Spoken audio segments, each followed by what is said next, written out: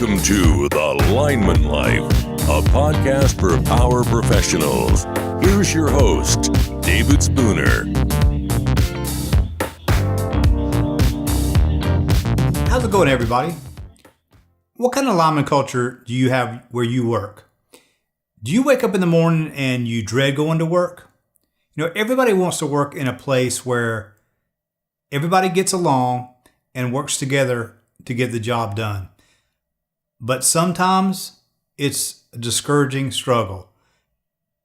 Other linemen stabbing you in the back, jealousies, selfishness, and conflict.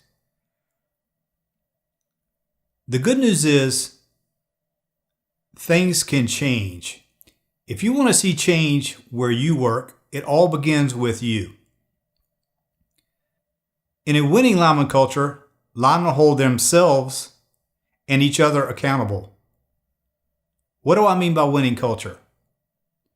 You know, winning culture is a culture that makes way for positive attitudes, high expectations, and safe performances.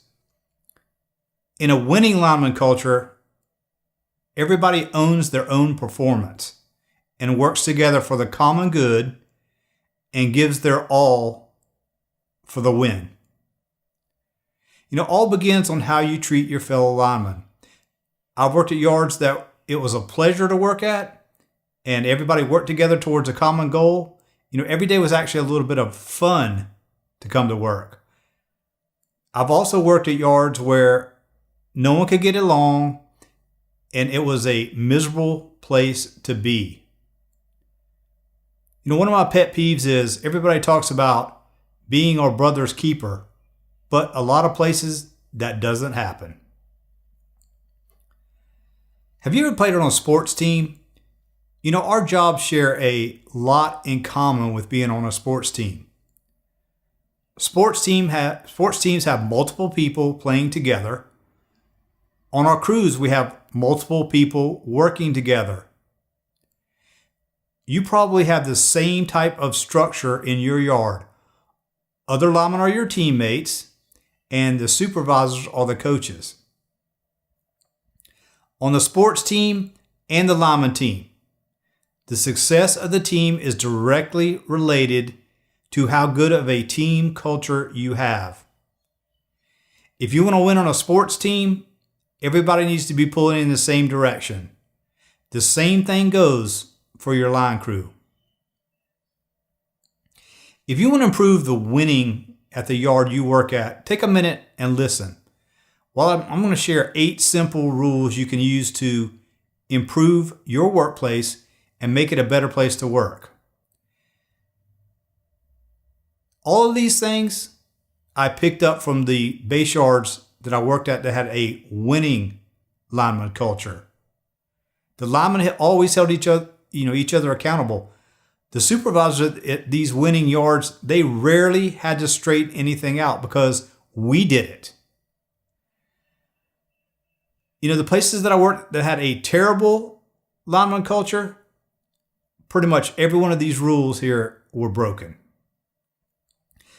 Now, I call these things linemen don't let linemen do if they want to work in a winning lineman culture.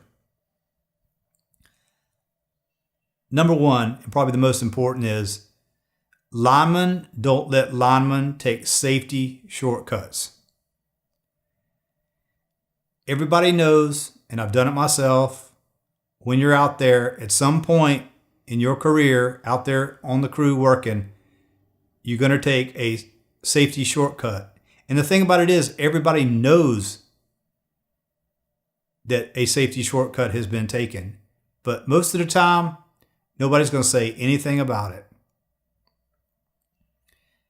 That's where somebody's got to step up and say, hey, let's do it the right way. That's holding each other accountable. Number 2, linemen don't let linemen complain or gripe. That's a biggie. There's an old saying goes, it's every lineman's prerogative to bitch. Every lineman can complain. Every lineman does complain at some time, or gripe about something.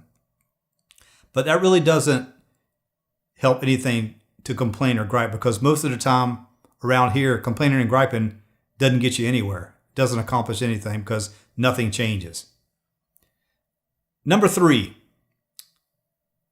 linemen don't let other linemen try to destroy or divide the team.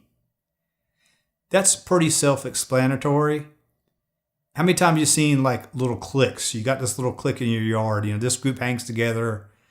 This group hangs together. Oh, we don't hang with that guy. We play, they play favorites or whatever. That's destroying and dividing your team.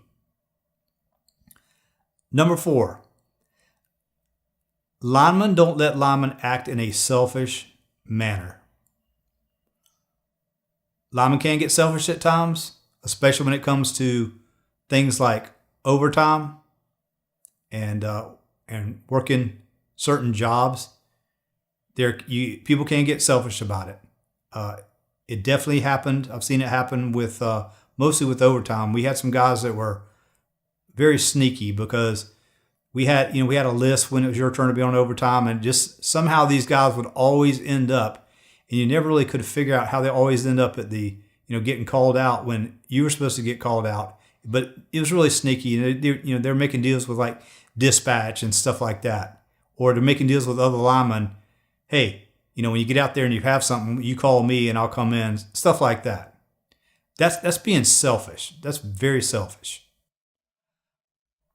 Number 5, linemen don't disrespect each other. This happens all the time. I had a vice president used to say, you don't have to love everybody, but you gotta work with them. That is so true. Even more so today. You've got to work with everybody, and there's no sense in going around disrespecting each other. Because the thing about disrespect is, if you're disrespecting somebody, sooner or later, the karma's coming around, and it's going to be somebody disrespecting you. That's just how it works.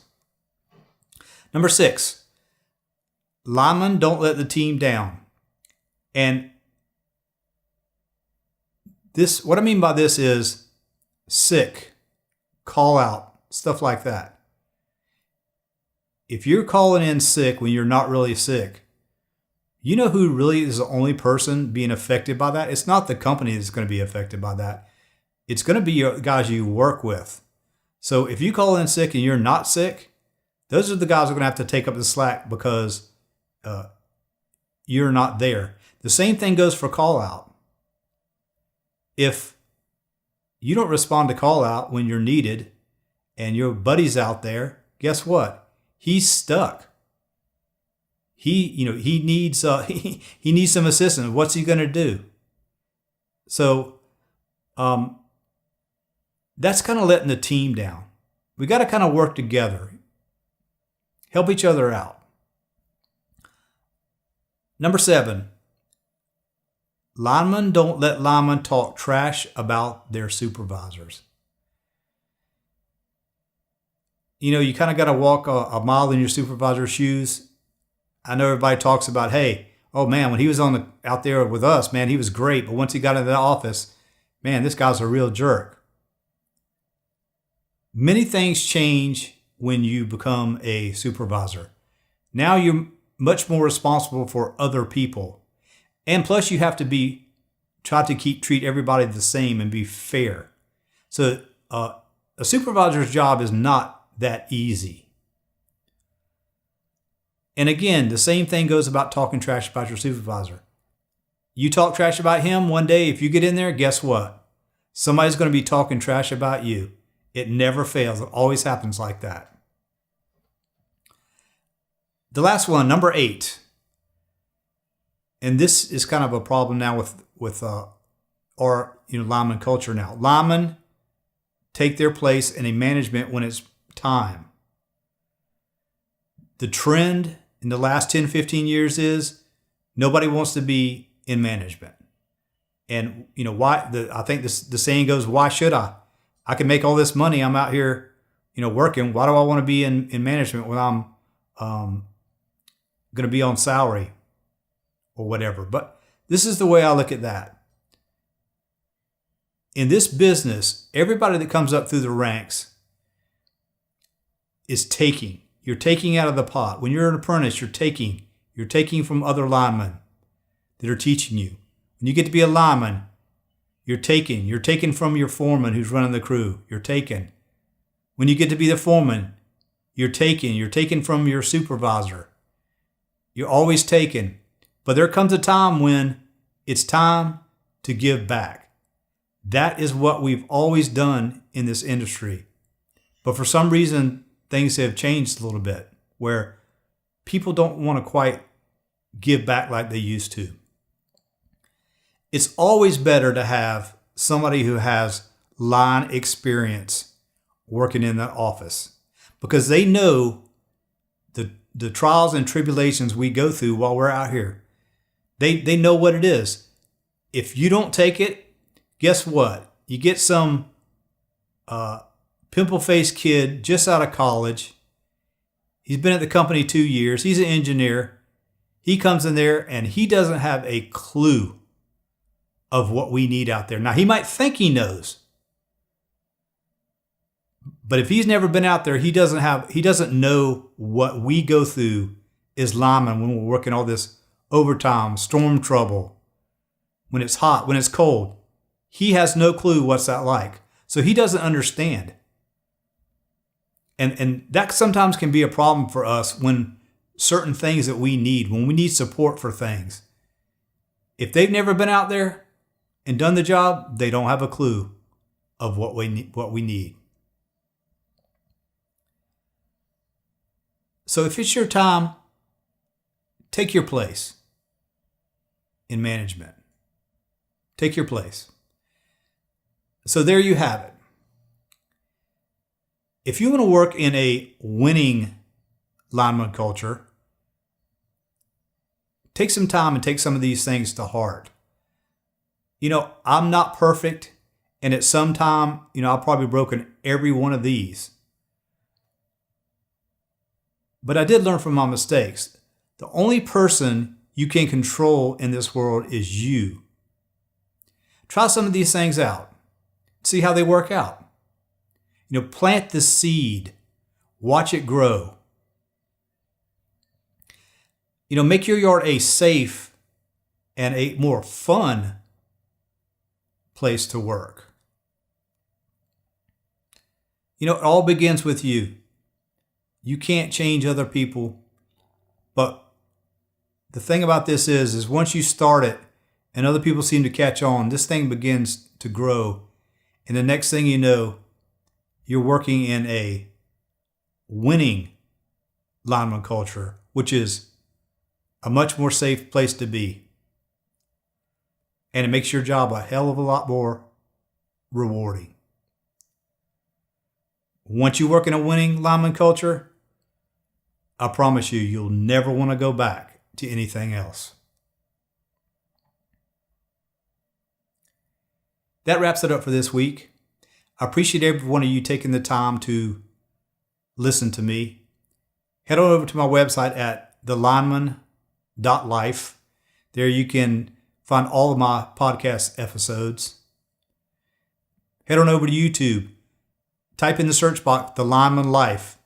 And there you're going to see this ugly mug pop up. And you'll be able to see what I look like. The other thing I like about YouTube is excellent for leaving comments about what you think I talked about. Do you like what I talked about? Do you think it sucks what I talked about? Let me know. I like to hear from you. So again, appreciate everybody listening. Appreciate the support I get. And I do appreciate the comments and the emails that I received from you guys. Remember, keep safe, and you are your brother's keeper.